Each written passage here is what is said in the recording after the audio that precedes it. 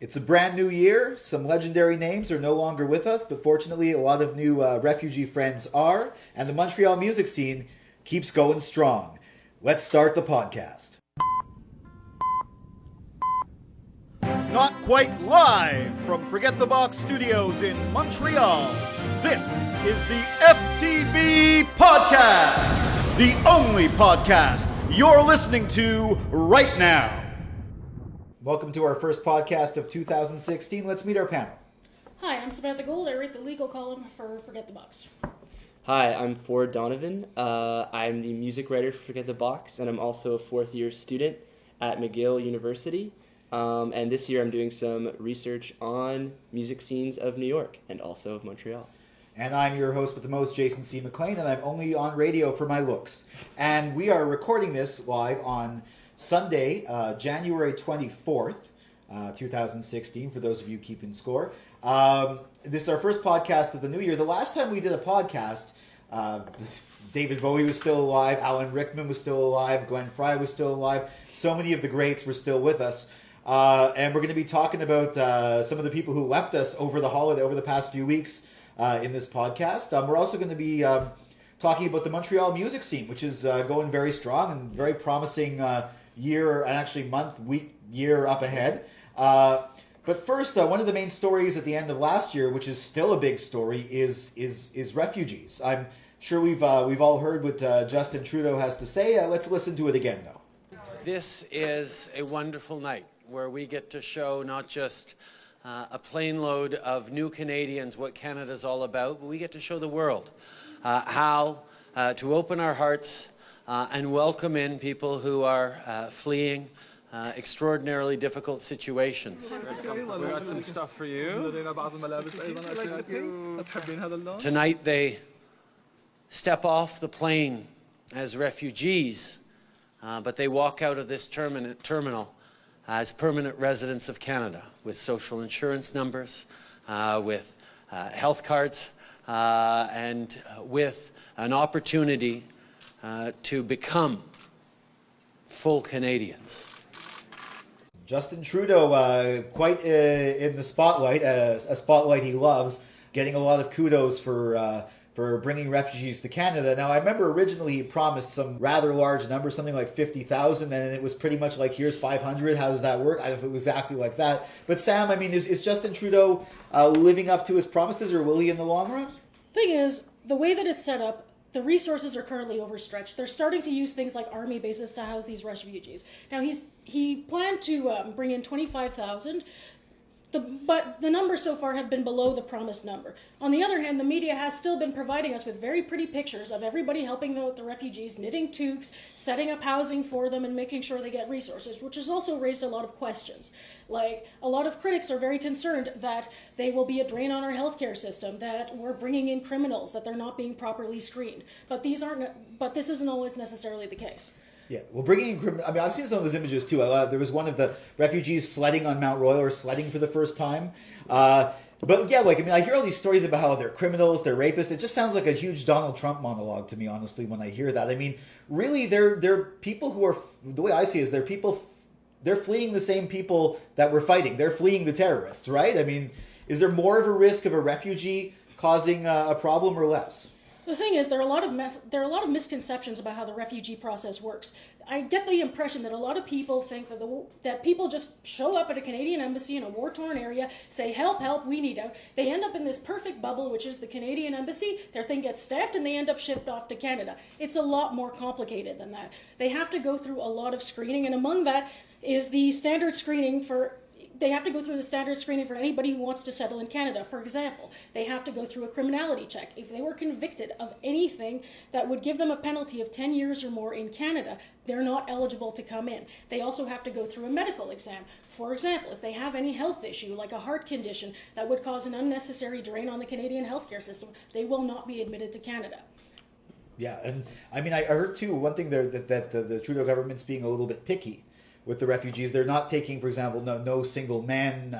At first, I thought they meant no gay man too. We're avoiding persecution in some like Syria. Like if you're gay in Syria, it's probably not an easy lifestyle. And I definitely could see your reason for wanting to be a refugee. But apparently, that gay men are included, but some aren't. I don't know. What do you think of their policies regarding that? Trudeau's emphasis has been on vulnerable refugees. So they've been focusing primarily on women, gay, lesbian, bisexual, transgender, intersex people, and complete families, because they want to bring people together, and they want to bring together the people that they think are particularly at risk. What's troubling is, how do they go about proving that somebody is gay, lesbian, bisexual, transgender, or intersex? Do they have them drop trow at immigration?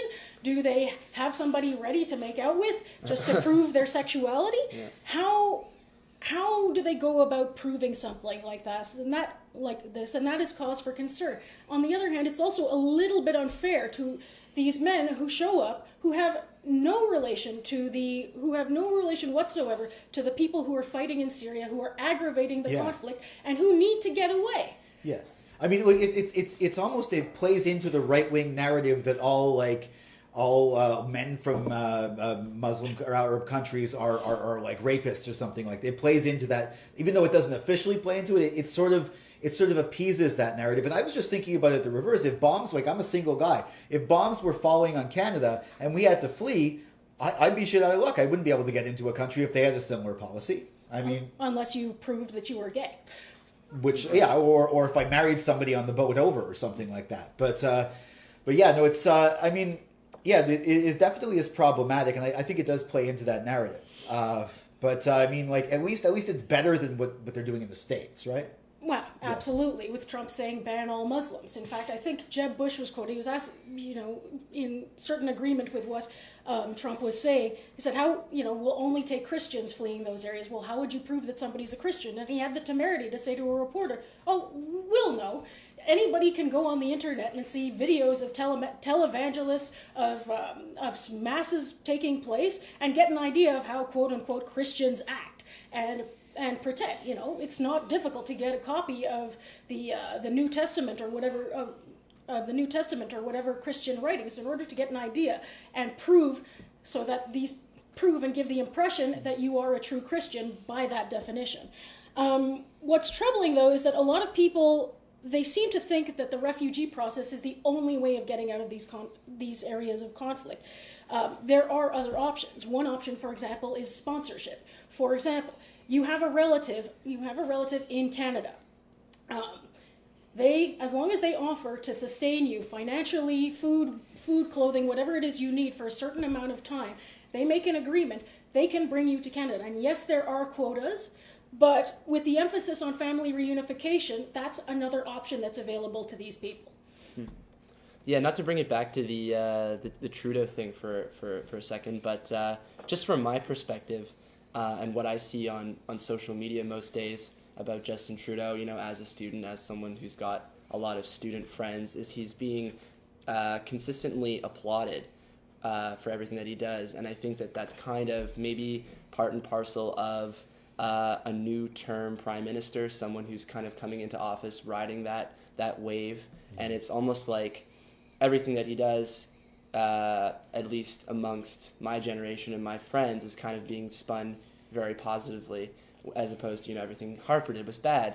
Trudeau comes in and he's kind of going to save everyone. It's not hard Well, it's not just that. It's that he's buying into what I like to call pet causes, which is that whenever there's an international crisis, the media picks their favorite. Sure. And whatever leader at the time buys into it and offers resources to that particular crisis, the media loves it. There are pictures everywhere, and everybody hails the leader as great. For example, you take a look at what happened after the typhoon in the Philippines. Celebrities, countries all over the place were pledging help. We're throwing money at the problem without really looking at national contexts and how governments work. Yeah, it's kind of trendy almost. It's a really kind of perverse way to put it, but it is kind of these humanitarian issues are actually becoming Big, yeah. quite trendy. The other side of that coin is it's not that hard to be better than Stephen Harper. I mean, essentially, Harper lowered the bar so much that or raised the bar, or lowered the bar so much that Trudeau could just walk over it. Essentially, I think he just brought us back to where we were in 2003 before Harper took power, and it seems like it's progressive because certainly socially,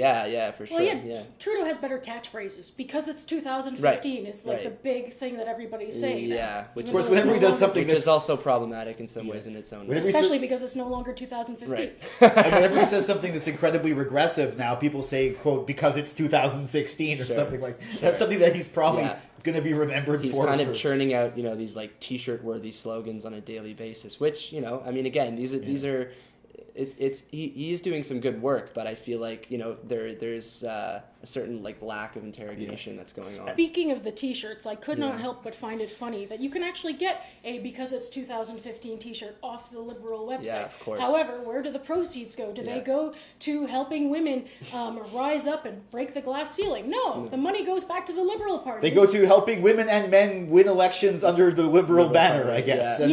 Which is the most important thing. The rest of the world, though, still seems to be in love with him, though. I mean, like if you look at he said he was in Malta. He was at. That's going to be an edit. Where's the conference? Where's the fucking international conference? I don't know. It's in he's Europe. just I don't there know. now. Okay. I think it's Belgium. Again, start again. Okay, so take it back to 2 seconds. Yeah, he was at the World Economic Forum, and there's a clip of him saying that he is a feminist, and he's talking about feminism. Actually, a very good clip, and something like that goes around the world. Everyone's like, "Wow, this is a world leader. This is great." But I think it's just maybe compared to some of the other world leaders or the ones who have been around for a while. It's not just that, but perhaps this is an oversimplification. But I think one of the reasons why people love Trudeau is because he's young and good looking. True. That is true. I was making this joke today with just like about 2 hours ago with my friends. We were watching the football game, the AFC game, and there was some Trudeau Liberal Party related thing came on TV. Or maybe it was on. Actually, no, it was online. We don't really watch TV, but anyway. And I kind of made the joke that, didn't we get like such a gentrified prime minister or something to that effect? And my friends kind of laughed, and we were kind of joking around about this whole gentrification thing because I don't know if you guys have seen the recent season of South Park, but they do play around a lot with this idea of gentrification. And I kind of had that on the brain when I saw Justin Trudeau's head pop up on my news feed or whatever. And I thought, well, that's kind of like almost like we're experiencing a certain type of political gentrification. To your point, I mean, just in terms of his marketability, his packaged look, he's got this great aesthetic going for him that seems to be, at least right now, kind of satisfying a lot of clickbaity kind of people online who are looking for that next great news quote from a really good-looking guy. I can't help but find it sad that Trudeau is being hailed as so progressive for pushing for gender parity in a cabinet because, to an objective observer with a little bit of a feminist consciousness, you can't help but notice the inherent sadness in the fact that we needed a white, wealthy male to achieve gender parity in the cabinet. Right. That royalty too, with the name Trudeau. Absolutely. The Trudeaus are Canada's Kennedys. Yeah. But the fact that it almost pushes the message that women can't get themselves into public office without the helping hand of a white, wealthy man. And for me, that's really sad. Yeah, well, at least we have Elizabeth May, who's a leader of a major party, although the Greens don't seem to ever be able to... They get, 2 seats every time? Yeah. I mean, also the NDP's been pushing for some sort of gender parity for years. Even like two of their former leaders have been women, Audrey McLaughlin and Alexa McDonough. Mm-hmm. So I mean, if anything, they were progressive before it was cool to be progressive, I guess. Sure. Which makes it a little baffling that Mulcair ended up leader. I had the privilege of meeting him a while back, and he struck me as the consummate stereotypical politician. He smiled at all the right times, shook hands at all the right times, said all the right things, but in a way that was almost phony. Yeah, well, the thing is, I think the NDP they didn't want to lose their old leader. And that's I think that was the tragedy. I think they went with the one who was the number two guy in the party. But the thing is, Mulcair was great as a number two. As a second in command, as like the deputy leader, he was perfect, a good MP. But just giving him the main chair, like no, that's where it didn't work. He was even my MP for a while. He was an MP from Outremont. Which actually I'm riding with which houses Mile End, where there's a lot of music venues. There's also a lot of music venues in the plateau, and those venues are going to be filled really soon with a lot of performances from Montreal music. And Hannah Besseau actually had a chance to speak with Ryan from the band The Hold. So let's listen to that.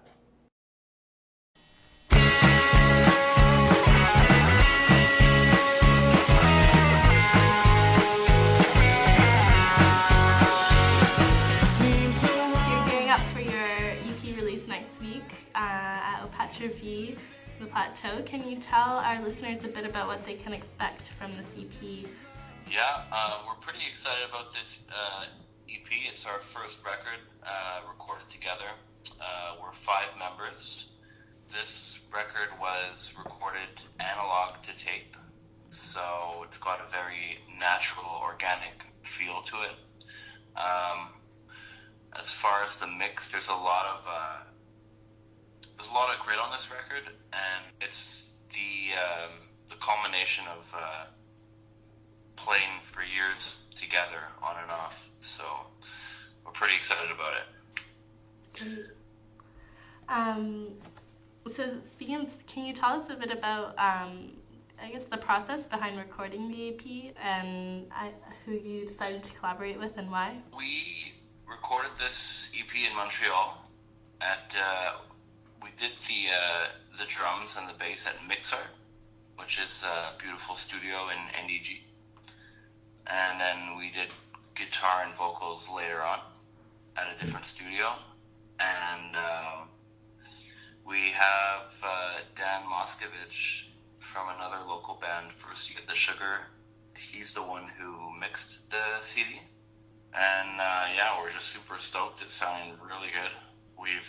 Everyone's just gone above and beyond expectations, and we can't wait to share it with everyone. The band also recently had a video release early January. So I saw you worked with Helen Ha, who shot the video in a single frame. So why do you think the style worked well with that song in particular? And can you tell us a bit about what it was like working with Helen? I think that song in particular, it's called Can't Go Back. It sort of represents a bit more than the other songs what direction the band is headed in as far as tempos and creativity and whatnot. What was cool about that video is like the music we play, filming it in one frame allowed us to sort of maintain that live feel. The energy was just really good. We had a really good time filming it, and it was just positive vibes all around. And that was the band's first video, right? Yes, yeah. With this lineup and this project, it's the first video, and so far the response has been overwhelmingly positive. What do you hope and what do you expect for the launch? I just hope to play the best show that we can play and give our audience as much as we can in terms of entertaining them and making them feel good and showing them a good time, a good night, and hopefully some of those people will take with them some fond memories, of a badass night. All right, so if people want to learn more about the band or where to pick up the EP, where should they go? Well, the EP is available on iTunes now. You can pre-order it. Obviously, it'll become available January 29th, the day of the release.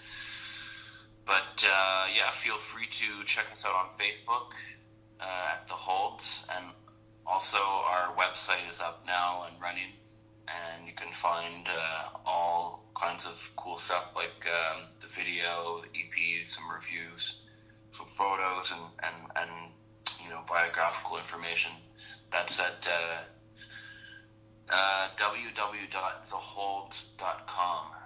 So that's the website. I'd check out the website and Facebook. On behalf of the rest of the guys, I'd just like to thank everyone listening, and just know that's the kind of thing that keeps us pushing forward, you know. Seems so wrong, it feels so right. Can you feel it, baby? Can you feel it tonight? Well, if this is love. Thanks, Hannah, for that interview with Ryan from the Holds. They're playing this coming Friday at Ford. There's a lot going on in Montreal music, right? Well, there's a lot going on all the time. I mean, even if you just look at the lineup for this week, you've got Thursday night, a band from Hamilton, Ontario, Young Rival, is playing at the Belmont, and Friday night, a pretty big Canadian band, the Sheepdogs, are going to be playing at the Corona Theatre. And that's just a couple of names. There's stuff, though, pretty much going on every single night. If you check out, I always use Songkick, but can pretty much find something every night of the week in Montreal. Yeah, well, there's out of town bands. There's a popular stop to play. Right. There's also a healthy local scene too. Right. Yeah, well, that's kind of a big interest of mine. People, it's kind of an age-old question if you're a music lover and you've lived in or you're from Montreal, and that is, what is the Montreal music scene? Yeah. And it's kind of a complex question, because I think in speaking to artists and in speaking to musicians over the past couple of years, it always seems to come down to a couple of just pretty basic points, and that is the fact that Montreal is cheap, for one, compared to any other kind of major Canadian city or major North American city. And two, because of its kind of geographical layout, because it's so condensed, and you've got a downtown and kind of a surrounding area that's very compact. And so you can, as a result, you have a bunch of artists who are living together cheaply in kind of a similar space. Space. Well, there's the thing is, there's always been a strong music community for years. Even Right. I remember I was in the late '90s. There was a great scene with a lot of bands. There was the '80s, the set. Sure. And one thing I noticed, not recently, but one thing I noticed is a lot of times it was basically musicians playing for musicians. I mean, does that still happen? Is it like you're in one band and your audience is made up of people from other bands, and then you're part of their audiences? That's actually a really, really interesting point. I was actually just talking to Sebastian Cowan from Arbutus Records on Friday, which Arbutus is a Montreal label based out of the Mile End. The biggest name to come from there is Grimes, if you've heard of her work. Yeah. But he was saying something very, very, very similar in that, I think, what did he say? The quote was, an artist from Montreal will hear a Mac DeMarco guitar solo, and they'll say, oh, Mac DeMarco's been using a lot of guitar solos on his recent album, I'm going to do that. Whereas, in somewhere that's bigger and a little bit more kind of corporate, business-driven, like Toronto or New York, there's a little bit less of that cross-fertilization of artists. Yeah. Yeah. I mean, the stereotype about Montreal and, say, Toronto is Montreal's where, this is art in general, Montreal is where you go to create art, Toronto's where you go to sell it. Is that still apply, do you think? I mean, do you think, but Montreal, the Arcade Fire came out of Montreal. That's right. And they're huge. Like, they still are, like... That's right. I mean, I think it's kind of difficult to sort of, pin it down with a statement exactly like that. But I think... more to my last point, Toronto is in my opinion, unfortunately, just kind of a little too big. And one of the benefits of Montreal as an artist who maybe doesn't have a lot of money starting out, but wanting to work on their craft, wanting to meet other artists and kind of forge an artistic network and get some exposure. Montreal is great because you can kind of live around artists and you can kind of grow together. Yeah, there's like hubs. I mean, Mile End is a huge one. Plateau. Also, St. Henry's starting, at least with like Bar de Courcelle, maybe That's some of the even like, Côte de Neige loft party areas and stuff. Well, the underground parties. Griffintown. Yeah, definitely. I mean, so I was actually talking to another band, Clay and Friends, a bunch of young guys just sort of around university age. And they kind of are all based out of Côte de Neige. And they were speaking to me about kind of how that space is really important to them. And then conversely, you talk to some other bands who are sort of more into, maybe it's indie or kind of more of a lo-fi sound. they're all coming out of the Mile End mainly. So you do get these like little pockets all around the city. Is it genre specific? Like, is there like a big hip hop scene somewhere? I know there is. Like, there are a lot of hip hop artists from Montreal. Definitely. Very progressive artists. But like, is there a metal scene? Is there a? I can't speak too much about the metal scene. I mean, honestly, probably my area more of expertise would be, indie music. That's a very broad statement because indie can encapsulate a lot of different things. But I think, at least traditionally in the last probably 10, 15 years or so that I can speak of, the indie hub has definitely been the Mile End. And it's come to a point where there's this term that you can use called getting mile-ended, which is kind of what happens when you move up to the Mile End and you kind of get involved in this quote-unquote scene. Which is both musical, but it's also cultural too. I mean, its roots kind of extend pretty far and pretty deep. Yeah, I mean, one thing about that, I just mentioned the maybe the opposite of that, because I mentioned metal. Yes, there is a metal scene in Montreal. In fact, we actually host one of the largest heavy metal festivals, Heavy Montreal. There's also festivals like Oshiaga, where it's all these huge out-of-town bands and then some smaller stages with the local bands. That's right. Then there's Pop Montreal, which is kind of a hybrid. But then you covered M for Montreal, which is actually pretty much mostly local, right? Pretty local. I mean, it's a great way to showcase local artists. That's kind of how it's gotten its name. It's really celebrating the Montreal scene and celebrating the artists that are kind of coming out of Montreal, and it's great. And it's a full week long. I covered it with Forget the Box in November, and this year they actually had Grimes headlining the festival, which was pretty great because it was almost kind of like. And I talked about this in the article, but it was almost felt like a homecoming of sorts. Yeah. A musical homecoming game, if you will. Yeah. Yeah. No, Montreal. Would you say that there's if you could describe Montreal music scene in like one or two words, what would you pick? Oh God, one or two words. I think one phrase probably would be hyperlocation, and that's that again came out of my interview with Sebastian. But it's a great way to think about the Montreal scene and the Montreal space for artists. It's sort of hyperlocation. It's kind of very densely packed. You could say, and full of lots of creativity in a very small space. While Montreal music is definitely looking to the future, we're forced recently to look to the past and the lack of some amazing talent in our future. Just pull out your Bic lighter, sit back, relax. Let's listen to a little David Bowie.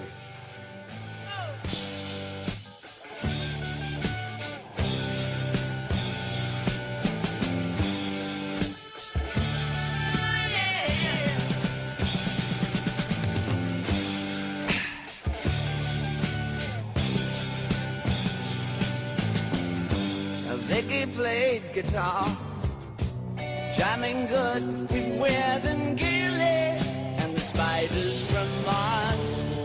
He played it left hand, but made it too far. Became the special man, then we were Ziggy's band. Ziggy really sang, screwed up eyes and screwed down hairdo. Like some cat from Japan, he could lick 'em by smiling, he could leave them to hang. Became one so loaded man, well hung in snow white tan. David Bowie, not only a musical legend, but I think outright genius. I mean, in 2000, or actually 1999, he was interviewed about the future of the internet, and here's what he had to say. I don't think we've even seen the tip of the iceberg. I think the potential of what the internet is going to do to society, both good and bad, is unimaginable. I think we're actually on the cusp of something exhilarating and terrifying. It's just a tool, though, isn't it? No, it's not. No. No, it's an alien life form. What do you think, I mean, when you think then about the Is future there life on Mars? Yes, it's just landed here. But it's simply a different delivery system there. You're arguing about something more profound. Oh yeah, I'm talking about the actual context and the state of content is going to be so different to anything that we can really envisage at the moment, where the interplay between the user and the provider will be so in simpatico. It's going to crush our ideas of what mediums are all about. I mean, like, one thing that amazed me, too, is he was an artist and a performer right up until the end. I mean, he even performed his own death. The last video, Lazarus, was recorded when he was dying of cancer, and it was all about him dying of cancer. And when you know it, like, it was released a few days before his death, but after his death, you watch that, and it's astounding. Like, it's also the first time somebody pointed this out to me that he's not immaculate. Like, if you look at, whether he's wearing makeup and crazy hair, or whether he's, like, wearing a suit, he's always very polished, very, it was a very attractive man. Like, very... Performance ready. Performance ready. Yeah. But in this one, you see the lines. You see he's frail. You see his frailty. And, you see that he's dying. Yeah. Which is definitely a deliberate choice. I mean, I don't know. I was just going to add to that, all the way to the end. I mean, he showed with that video, he's kind of was always culturally, not just musically, but culturally, like, one step ahead of everyone else, and always knew kind of what was coming next. So it's interesting to see that, he made, he releases this video right around the time of his death, about his death. It just kind of seems, in a really strange way, fitting and true to the rest of his career. Because he knew his death would be a huge cultural moment, so he wanted to be ahead of the curve and have something ready for it. Look at the title of one of his last songs, Lazarus. Yeah. The one that was what is the biblical story of Lazarus? It's about a guy being brought back from the dead by leaving music behind, by leaving one of these last albums behind. It's his way of ensuring that he would live on. Yeah. Apparently he has a few more albums coming. That was just released too. He actually has a couple of albums of some material recorded that are supposed to come. Some of it's anthology, like Greatest Hits, but they also have some actual new tracks that are supposed to come out in a year or two. Just out of curiosity, do we all have a favorite David Bowie album by any chance, or a song? I'd say maybe song. Song. Yeah. The song "Life on Mars" has been stuck in my head for the past little while. That was never never used to be my favorite Bowie song, but once I heard he died, for some reason that song just popped into my head, like just the melody of it. For me, it was always Rebel Rebel. The guitar riffs are legendary, and I'm a person who hears lyrics before I actually hear the music. And for me, you got your mother in a whirl because she's not sure if you're a boy or a girl. That always resonated with me. Not necessarily because of the way I look, but because often behavior sort of dictates how people perceive you. Totally. And that the way that David Bowie said, it's okay. It's okay to act not according to your to your gender. It's okay not to act according to your sex. Yeah, and well, actually, the other one too was Heroes. That's always been one of my favorites. Yeah, well, I would say if I had to pick one, I would say Low, which was part of a trilogy of albums that he recorded in Berlin. Those are like the quote-unquote Berlin years for Bowie. And Low... 80s or... Yeah, I think it was actually mid to late 70s.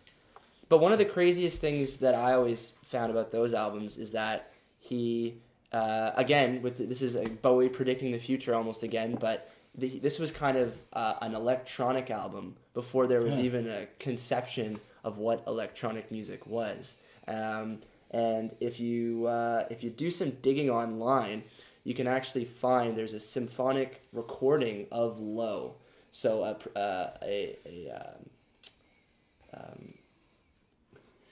just out of curiosity, has anybody seen any of David Bowie's films? Because there's Labyrinth, which I'm sure everybody knows about, but there's also The Man Who Fell to Earth. I have not seen that. You have not seen that?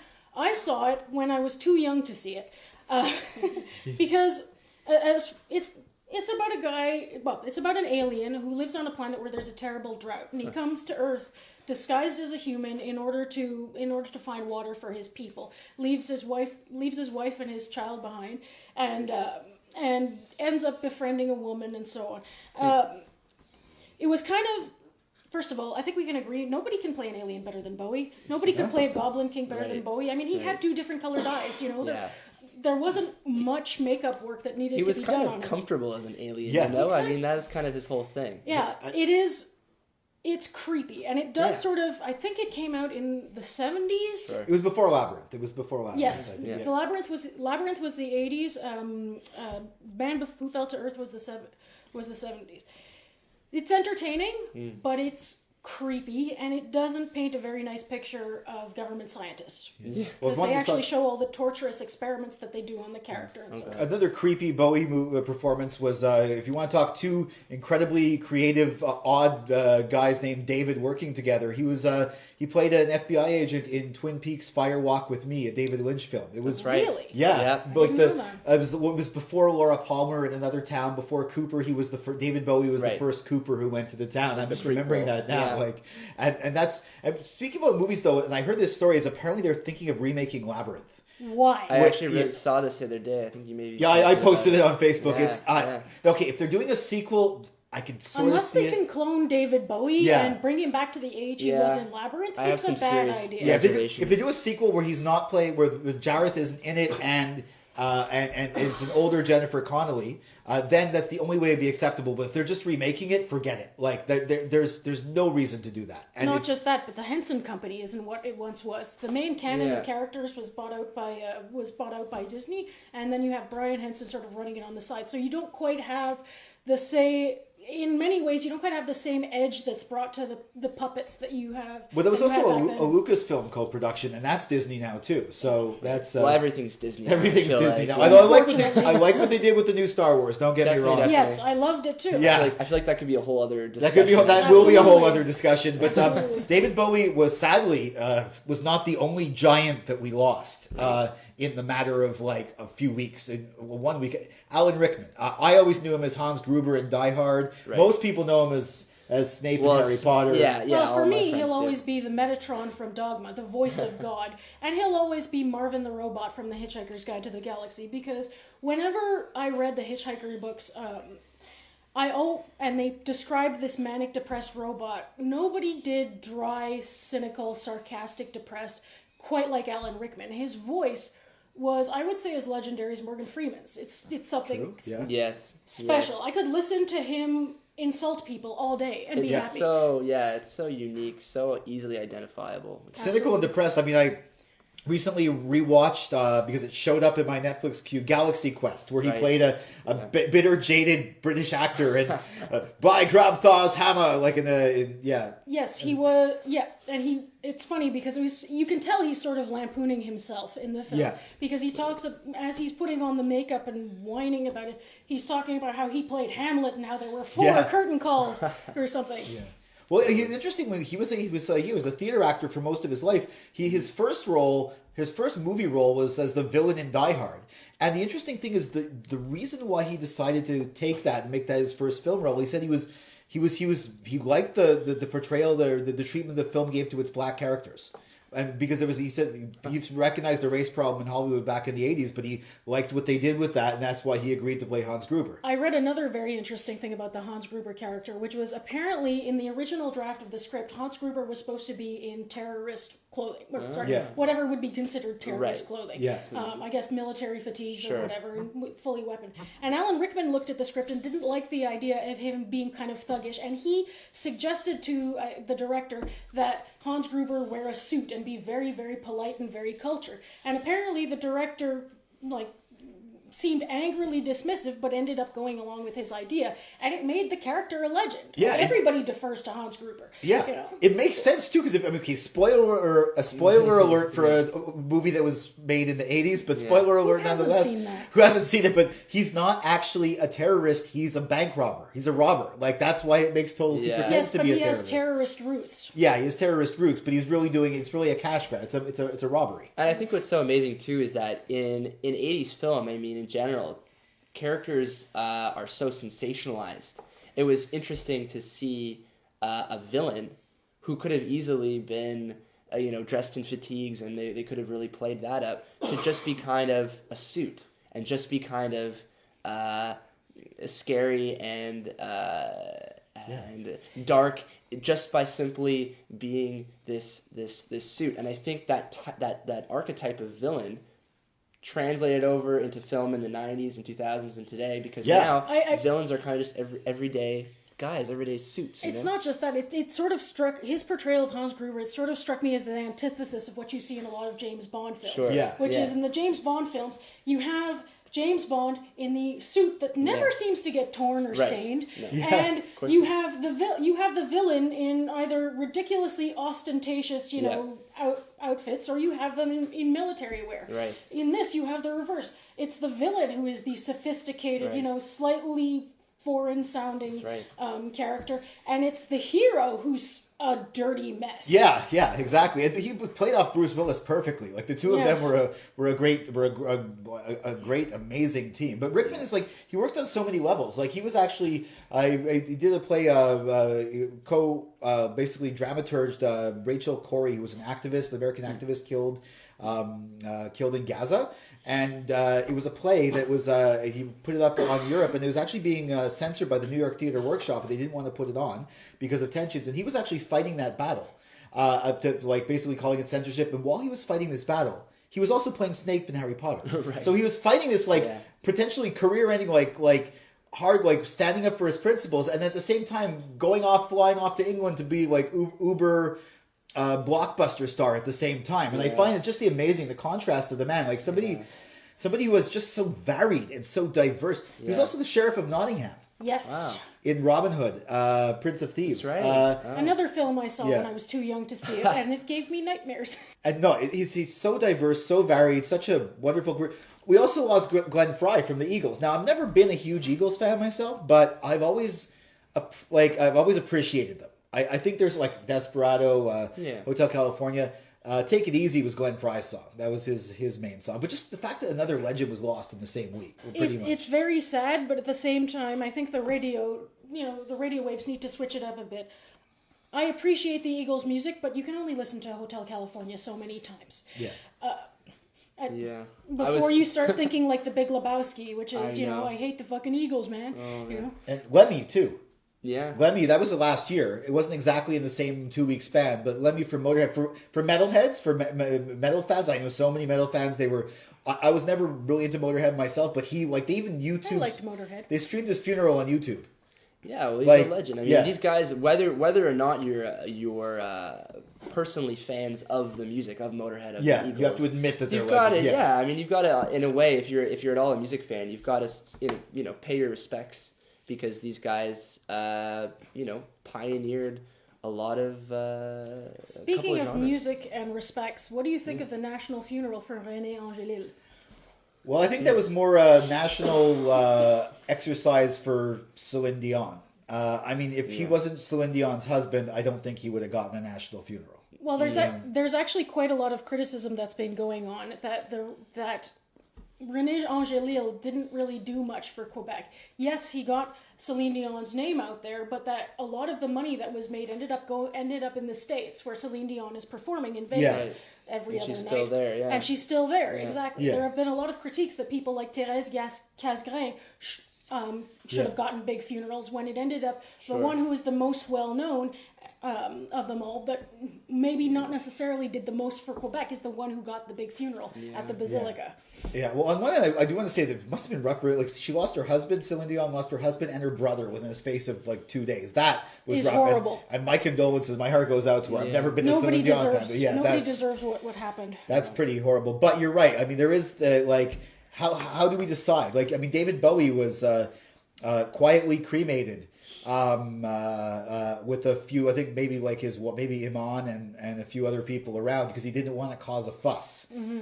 Ashes to ashes, I guess. But that compared to a state funeral for a producer, right? Mm-hmm. I mean, a promoter. I think it just comes down to, it's hard to deal with death. I mean, as morbid as that sounds, especially for people who are, culturally iconic. All over the spectrum. I mean, not to say that René Angélil equals David Bowie, but you do get when you are of that kind of status, when you're on a national or global status, it becomes when you're that known. Yeah, when you're that known, it becomes a bigger and bigger issue and more problematic as to how to deal with someone's legacy. Yeah, exactly. It's and it's just, I just find it just so almost, people die all the time. And celebrities are people. Yes.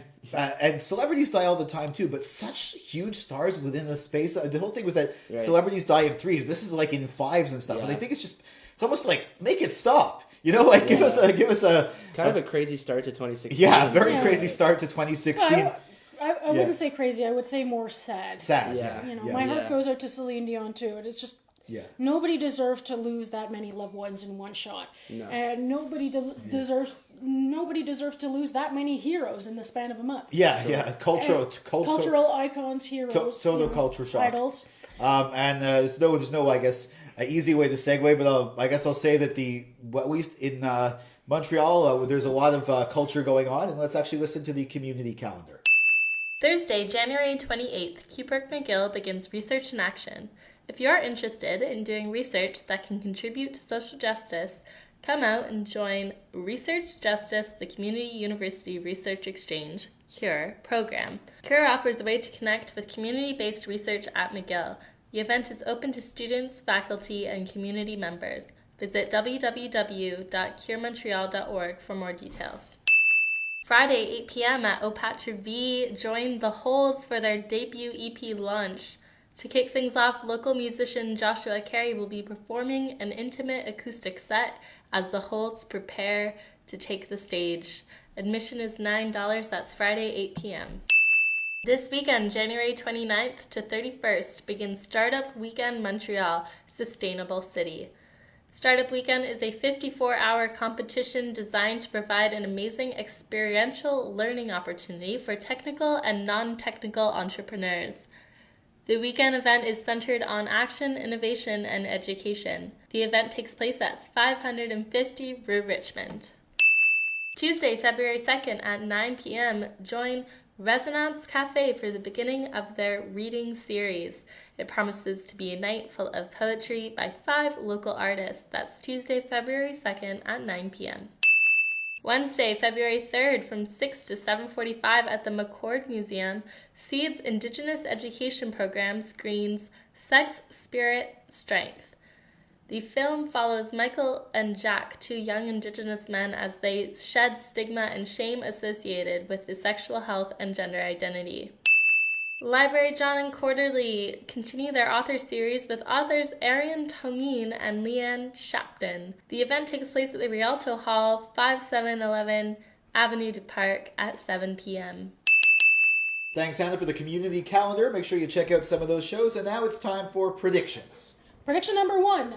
The Westboro Baptist Church comes out in support of Donald Trump. Donald Trump promises to return the favor by protesting their leader's funeral.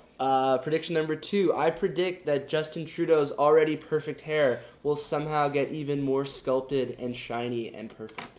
Prediction number 3. It is revealed that Martin O'Malley's Secret Service codename is Martin O'Malley. Prediction number 4. Taylor Swift covers Hotel California and music fans die a little inside. Prediction number 5. I predict that Arcade Fire will spontaneously drop a new album this year, a la Radiohead. Good one. And prediction number 6. It will be discovered that there is, in fact, life on Mars, and it's beautiful. So you can read Sam and Ford on forgetthebox.net and on your other sites, which is fortheculinarilychallenged.ca. And check us out and keep coming back. Come back next time for another FTB podcast.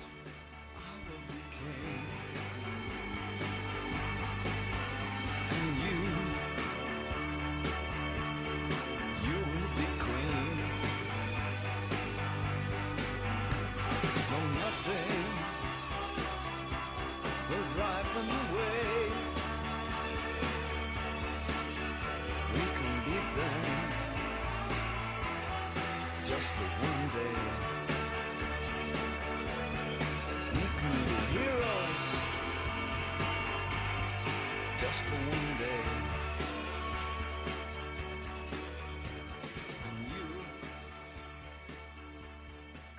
can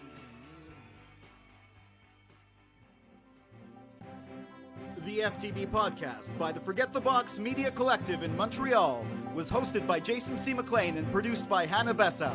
For daily, unique, original content covering news, music, politics, arts, lifestyles, food, film, you name it, we've got it. Check out forgetthebox.net.